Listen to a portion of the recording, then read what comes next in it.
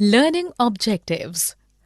After completing this module, learners will be able to understand and describe the relation between dress codes and social hierarchy, understand and elaborate on the sumptuary laws and social hierarchy in the French society, understand and describe the differences in the notions of beauty, understand and describe how European women reacted to the imposition of dress codes, understand and describe in detail the impact of the two world wars on clothing, understand and explain the transformation in dressing style in the colonial period, understand and explain the British rules regarding dress code, understand and explain designing of national dress and Swadeshi movement, understand and elaborate on Gandhiji's experiments with clothing and khadi. Clothing, a social history. Since ages, all societies have observed some very strictly dress codes for men, women, children, and also for different strata of society. Clothes identified one's caste or social hierarchy.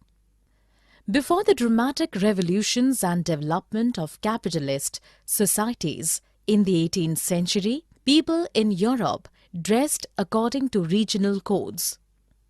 Their choice was limited to the availability of the type of cloth in their region and its cost.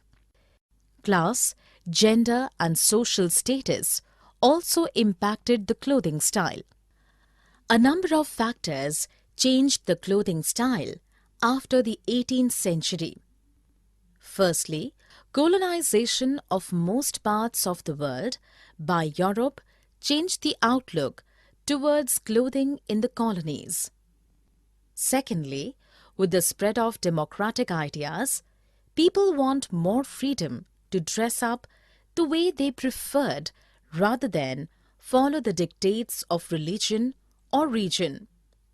Lastly, after the Industrial Revolution, when women started working in factories, their preference while clothing was comfort of working. The attitude towards clothing underwent a sea change. In the process, the Western style of dressing up for men became popular and gained acceptance across the world. Sumptuary laws and social hierarchy. During the medieval period, dress codes were imposed on people through laws. These laws elaborated in detail as to what different classes of society were supposed to wear. From about 1294 to 1789, when the French Revolution took place, the people of France were expected to strictly follow the laws called the sumptuary laws.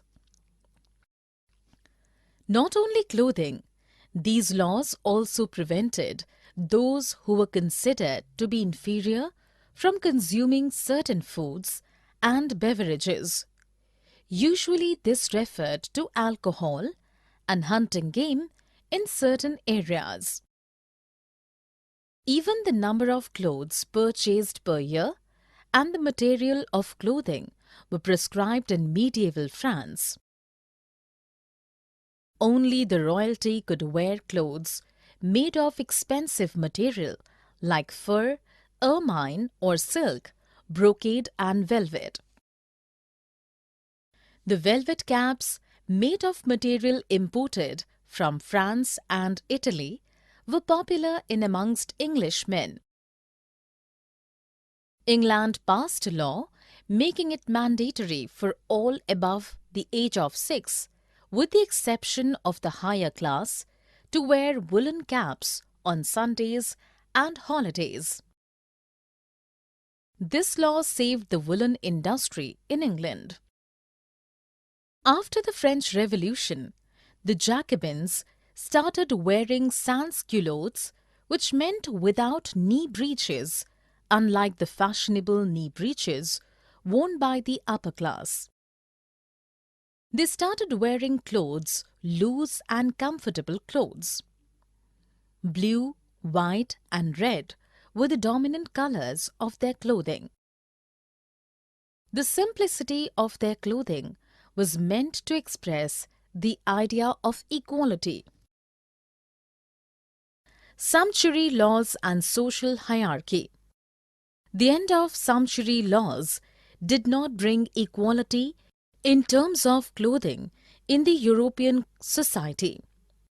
A number of aristocratic privileges and the laws that maintained those privileges were abolished, yet the difference in the upper and lower strata of the society was visible. The poor now were not barred by the law for eating or wearing by choice. What they wore was now governed by their earnings. Each class developed its own culture of dress. While being serious, strong, independent, and aggressive were seen as male qualities, women in Victorian England were groomed to be docile and dutiful, submissive and obedient. From the early years, girls were laced up and dressed in stays to hold their bodies straight. Older girls had to wear corsets to appear slim and slender. Small-waisted women were admired as elegant and graceful.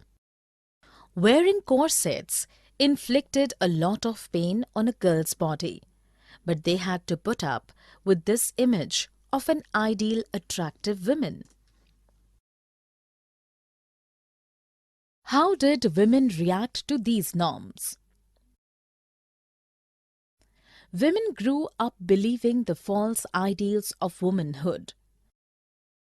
Right from childhood, it was ingrained in their minds to have small waist, bearing suffering, and to appear attractive, they must wear corsets, even if it meant insufferable pain. They accepted it all as normal. However, everyone did not agree with these values. By the 1830s, women in England started demanding their democratic rights. As the suffrage movement gained momentum, many began campaigning for dress reform. Women's magazines elaborated in detail that wearing tight dresses and corsets causes illness and deformities. It prevented normal body growth and also hampered blood circulation. Women fainted frequently due to excessive tight corsets. In America also, traditional feminine clothes were criticized for a variety of reasons. Long skirts swept the ground, collecting dirt and filth.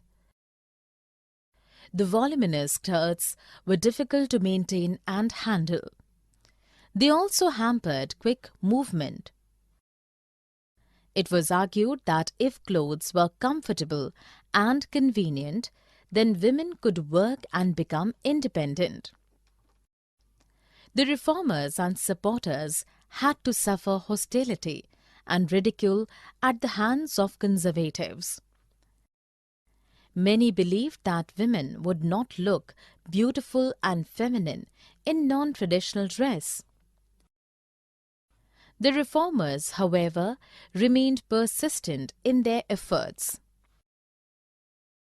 By the end of 19th century, a drastic change in styles of clothing was observed. Women started working after the World War I. Their clothes did not hamper their work. People started accepting ideas of the reformers who they ridiculed earlier. New times, new materials. Before the 17th century, the British women wore clothes made up of flax, wool and linen. These fabrics were expensive and difficult to maintain. Trade with India in 1600 made cheap Indian chintz available in the European markets.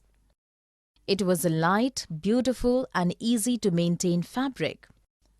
Mass production of cotton textiles began in England during the Industrial Revolution in the 19th century. These clothes were exported and also sold in local markets. They were purchased by a wide section of people in Europe. By the beginning of the 20th century, clothes made of synthetic material were introduced. Synthetic material was cheap, easy to wash and maintain. The clothes now were simpler, shorter and comfortable. The war. The two world wars had a deep impact on women's clothing. In World War I, 1914 to 1918, the clothes got shorter out of necessity. In 1917, over 7 lakh women employed in ammunition factories wore trousers with blouse and scarves in sober colors. They also cut their hair short for convenience. The clothing styles now reflected seriousness and professionalism. Schools for children also emphasized the importance of simple and plain dressing. Gymnastics and sports were included in school curriculum for women. Those who took to sports wore clothes which did not hamper their movement. So, the pressures of new times paved way for comfortable, convenient and simple clothes for women. Transformations in colonial India. Indian men reacted to the Western style of dressing in 3 ways. First, some incorporated elements of Western styles in their traditional clothing. To them, Western clothes were a sign of modernity and progress. Second, there were men who completely rejected Western style of dressing. They were convinced that Western clothes would erode the traditional cultural identity. They steadfastly stuck to the traditional clothing. Third, a set of men preferred to wear Western clothes to work and changed into traditional clothes at home.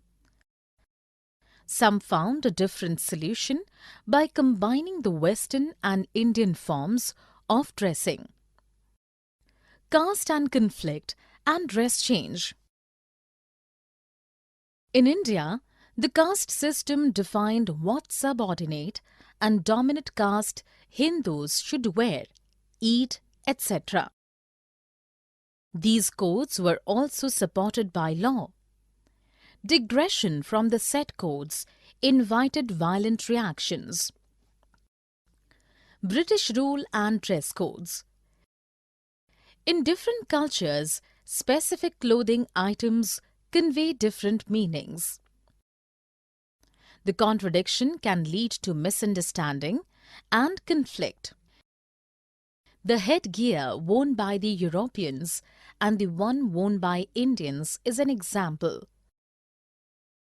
While the Europeans removed hat as a mark of respect, the Indians did not remove turban, their headgear, in the presence of elders or superiors at all. The British were often miffed when Indians did not remove turban when they met the British officers. Shoes also created similar cultural controversy. While the British insisted that Indians take off their shoes when meeting a British officer or when entering a courtroom, the Indians urged them to understand that taking off shoes in a sacred place or home was different from a workplace or a courtroom. Shoes were permitted into the courtroom after many years of struggle. Designing the national dress. During the freedom struggle, Indians began designing a national dress to portray a pan-Indian identity. The upper class started experimenting with dresses. Rabindranath Tagore suggested a dress for men which had elements of Hindu and Muslim dress. It was named Chapkan. In 1870s, Jananada Nandini Devi, wife of Satyendranath Tagore, the first Indian member of the ICS, adopted the Parsi style of wearing the sari pinned to the left shoulder with a brooch and worn with a blouse and shoes. This gained popularity with the Brahmo Samaji women and was named Brahmika Sari. This move, however, was not successful as women in different parts of India continued to drape sari according to the regional style. The Swadeshi movement. Mechanized spinning and weaving of cloth increased the demand for raw material like cotton and indigo in Britain. The political control of India helped the British in two ways. They forced peasants to grow indigo for vested interests and also found a huge market for their goods, especially cotton cloth in India. As a result, India's leading textile centres, Murshidabad, Machilipatnam and Surat, declined as there was little demand. In 1905, when Lord Curzon announced the partition of Bengal, Indians rose in rebellion. The Swadeshi movement was a reaction to this announcement. People boycotted foreign goods or clothes. Use of khadi became a patriotic duty. Though khadi was expensive and everyone could not afford it, Mahatma Gandhi used it as a symbolic weapon against British rule. Designing the national dress. 2. Mahatma Gandhi's experiments with clothing. Mahatma Gandhi made khadi not only a symbol of self-reliance but also of resistance to the use of British mill-made cloth. In 1888, when Mahatma Gandhi went to London to study law, he adopted Western suits and gave up his traditional clothing of dhoti or paijama combined with a shirt or coat. He adopted the Western attire so that he would not be laughed at. Even at Johannesburg, South Africa, while practicing as a lawyer, he wore Western suits with a turban. On his return to India in 1915, he dressed like a Kathiawadi peasant for some years. In 1921, he announced wearing a short dhoti with a chadar till 31st October 1921, but it became his dress for his entire life. To him, khadi was a sign of purity, simplicity and poverty, and also a symbol of rejection of British mill-made clothes. Not all could wear khadi. Mahatma Gandhi wanted the entire nation to adopt khadi, but everyone could not follow his footsteps. Motilal Nehru was a nationalist and a successful barrister. He gave up wearing expensive Western-style suits and adopted the Indian dhoti kurta, but these were not made of khadi. Baba Saheb Ambedkar never gave up the Western-style suits. Sarojini Naidu and Kamala Nehru, prominent women leaders, wore coloured saris with designs, again not made of coarse, white homespun. Summary. Let us summarize what we have learned. All societies have observed, some very strictly, dress codes for men, women, children, and also for different strata of society. During the medieval period, dress codes were imposed on people through laws called sumptuary laws. Despite the end of sumptuary laws, the poor could not dress up or eat by choice because of lack of money. In 1830s, women in England started demanding their democratic rights, and many also began campaigning for a dress reform. By the end of 19th century, a drastic change in women's styles of clothing was observed. The light, beautiful and easy to maintain Indian fabric, chintz, became popular in Europe. In the colonial era, Indian men either adopted Western attire or combined elements of Western and Indian clothing for their dresses. A conflict between Indians and British arose due to cultural differences. During the freedom struggle, Indians began designing a national dress to portray a pan-Indian identity. The Swadeshi movement, popularizing khadi, was a reaction to the partition of Bengal in 1905. Gandhiji experimented with different forms of clothing. Khadi was